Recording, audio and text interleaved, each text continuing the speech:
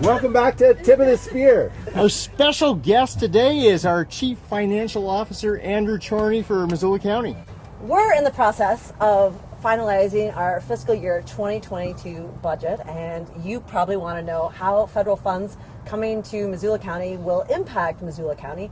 And so today, Andrew's going to talk to us about ARPA, the difference between the CARES Act, which is there's an acronym. What is here. ARPA? Well, CARES Act, the Coronavirus Aid, Relief, and Economic Security Act, and the difference between that and the American Jobs Act. So what does it mean for Missoula County? Well, thank you. I really appreciate the enthusiasm. This is fantastic. We'll have money in three different tranches, three different stimulus packages that passed. The first one was the CARES Act. It started March 27th of 2020, and it's ended now. It ended on December 31st of 2020. It provided the county with some $15.5 million in reimbursable funds for fighting the coronavirus. We also applied on behalf of our member agencies, our fire districts, Missoula Aging, the airport, and we received another $3.7 million for those folks out there. So this money has been received and it's been spent, and it's all been directed at fighting COVID, buying PPEs, buying disinfectant, buying glass around people so they can petition. And were we able to use some of this money to hire contact tracers? And exactly, that's the majority of the costs went towards contract personnel at the time. To date, Missoula County has spent $23,668,000 fighting the coronavirus through today, since it started in March of 2020. $11,810,000 of that was spent on personnel, and $11,858,000 was spent on supplies. We're still waiting for some reimbursement from FEMA, and they take their time.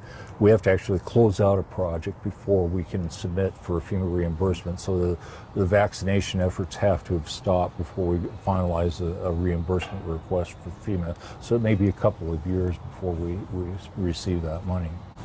So, Andrew, what would the situation be like today had we not received this support from the federal government? I just can't imagine. It would be a real blow to the community. We would be, literally $23 million and counting in debt. This is not going to end anytime soon. We're seeing the health department ramp up to COVID levels that we had before, and exceeding those levels in terms of temporary personnel that are being hired to do the contact tracing. So we would have had, our only source of income is the local tax. We couldn't come up with that money. I could only imagine we wouldn't have been able to hire the contact tracers.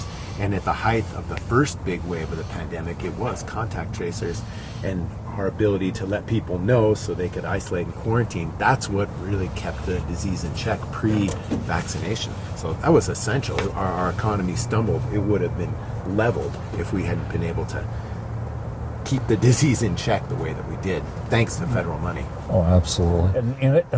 Although the CARES Act ended, it provided us with some fund balance that we were able to use on additional, we reimbursed the health department first and foremost. And now we've received some money from what's called ARPA. Can you tell us a little bit more about the American Rescue Plan Act, or what we know as ARPA, and now that we're in 2021, what does ARPA mean for Missoula County, or what is ARPA? Well, on March 11th, 2021, President Biden signed into law the American Rescue Plan, and it provided $65.1 million in direct assistance to counties across the nation. $65.1 billion? Yes. And that was a big difference from the CARES Act, because if you lived in a county that had more than 250,000 people, CARES Act money was given directly to that county. However, we don't have many counties like that in Montana, so the state got $1.25 million. We had to ask the state billion. $1.25 billion. Thank you. We had to ask the state for reimbursement, and that was a little bit difficult. NACO fought very hard, and we were able to get the $65.1 billion in direct allocation to counties across the nation.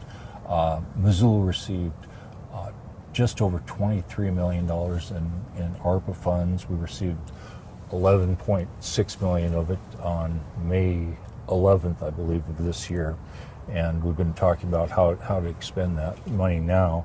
It's supposed to be directed to support public health efforts, first of all, address negative economic impacts, replace public sector worker revenue loss, premium pay for essential workers, and water, sewer, and broadband infrastructure.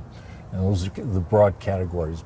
Beneath each of those categories, we have some 66 subcategories that we have to report on, and under these categories are the types of reports they want, and they want very extensive narratives, and there's lots of checks and balances on what we can use the money on, and we have to provide those narratives within these documents that we submit to the federal government. We have the money, but now we have to tell them we used it in the correct manner. And Andrew, we've heard, and folks who are listening may have heard of the different buckets or pots of ARPA funding, and so there's the direct allocation that we get to Missoula County, but then there's also an allocation through the state that we need to apply for, and then a competitive pot or bucket. Could you say a few words about any of those? Sure. We have our own ARPA money, which is $23 million. And we can use that in, say, like infrastructure. And what Shane Stack, our Director of Public Works, has done, he's taken the money that we've allocated towards the infrastructure and use that as a deposit or a match for the state money. And there's a non-competitive portion to that, where there's just so many projects and the state will decide who gets that money. And then there's a competitive portion where we use that local match to compete for those funds, and people who have more match have a better chance. Well, and then besides what we're able to get directly from the federal government and seek by way of application, competitive or otherwise, there's a lot of ARPA funds sitting over in Helena that the state received, and my understanding is that some of what we're hearing from the public as far as could our ARPA money be used for this or that, there's actually programs at the state where folks could apply for or receive some of that funding. So when you're saying folks, are you mean individuals, or are you talking about counties or agencies? Agencies or organizations throughout the community. What are some of the specific to Missoula County ARPA projects or projects that we're going to be using ARPA funds for? If I remember right, the sideboards around ARPA that really apply to us in this specific instance are that we could use this money for sewer and water and broadband. Right now, I know that we're looking really hard at doing a major water project in Lolo and sewer and water projects in Elmar and Buena Vista as well. These are sewer and water projects that aren't really large, but they're super important to the people who live nearby. They want to be able to turn the faucet on and have water come out and flush and make that go away. Andrew, are there other examples of how we want to deploy these funds, perhaps? Yeah, there's a provision in there where we can provide funding to underserved communities and help. And the primary reason we're getting these funds are because we're trying to continue to fight against the virus. So, what you have approved so far is support for the mobile crisis team in the amount of $594,000, maintaining current crime victim advocate staffing for $280,000, mental health personnel pay, emergency winter shelter funding, grant management software, rural community small grant program, grants administrator, fairgrounds campus-wide Wi-Fi for spacing, health department HVAC replacement, which is huge. They're finally going to get some clean air in that building, and it's been a long time coming. $1.2 million for that, and the detention center fan wall replacements out there for another $1 million. One common trait between all these expenses that you just mentioned, these are one-time things for the most part. We're using this one-time money to cover one-time expenses that we're incurring in large part because we've gone through this crisis. Well, and also I know we've had this discussion when we were brainstorming potential projects, is how can we invest these funds in projects that, were it not for this ARPA funding, would not get Exactly. accomplished, and that have the potential to be really transformative for our community? That's super well said. We can take a leap forward with this money without having to look towards taxpayers. Yeah, so Andrew or others, and we are at the cusp of something really big in this nation, and that's the American Jobs Plan Act. And in this, there are significant dollars that will be spent across this nation on transformative infrastructure projects.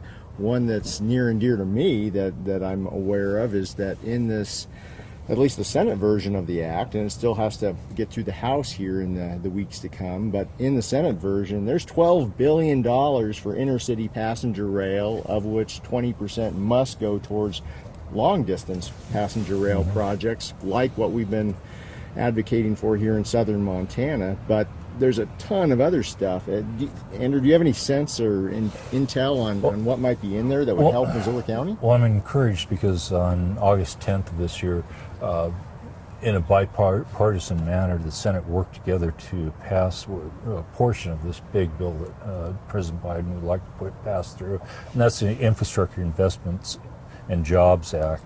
And in it, it includes a number of dollars for things that I think we could use here in Missoula. Raises off-bridge set-asides by 5%, resulting in $330 million increase to the $1.3 billion annually. It extends the Secure Rural Schools Act by some 3 years. That affects us here in Missoula because we get about $500,000 a year in secure rural schools money. That's for communities that are surrounded by forest and really have no way to generate the money needed to run their area. Those national forests don't generate any property taxes, so this is really important for heavily national forested counties that don't have a solid property tax base. Exactly. And though Missoula has a really good property tax base, we also have a ton of national land. Yeah.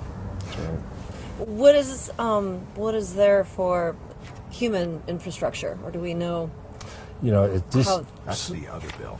So far, this has all been for infrastructure for things. It did increase the cap on private activity bonds, which is great because in Missoula we've done those before. It's gone from $15 to $30 million, and what it does is the county acts as a conduit for some nonprofit or other entity that would like to access our low income or our low interest debt. So we act as a conduit, and they're able to borrow at our lower rate and see that benefit. So it's a way to facilitate. That's built into this. Yes, it is. Effort. Yes, it is. So it establishes a new state and local cybersecurity grant program, which is huge right now. $40 billion in new funding for bridge repair and replacement. That's huge. $89 billion guaranteed for funding for public transit over the next 5 years. Another $5.75 billion to replace electric EV buses across the nation. So there's a number of pieces I think we'll be able to use here in Missoula County. So truly, it is a once-in-a-lifetime opportunity for us here. So Oh my gosh, pretty exciting. it's incredible. And of that $5.7 billion being allocated to EV vehicles, 5% is dedicated to training a workforce to work on those vehicles as well. So I think it's fantastic. And additional chargers across the nation. Thanks so much, Andrew, for joining us today. Thanks. We This is really appreciate it. Really complicated stuff. I Oh, appreciate no, it. my pleasure. It was a lot of fun. Thank you. Thanks for Yeah. having me. See you, everyone. Thanks.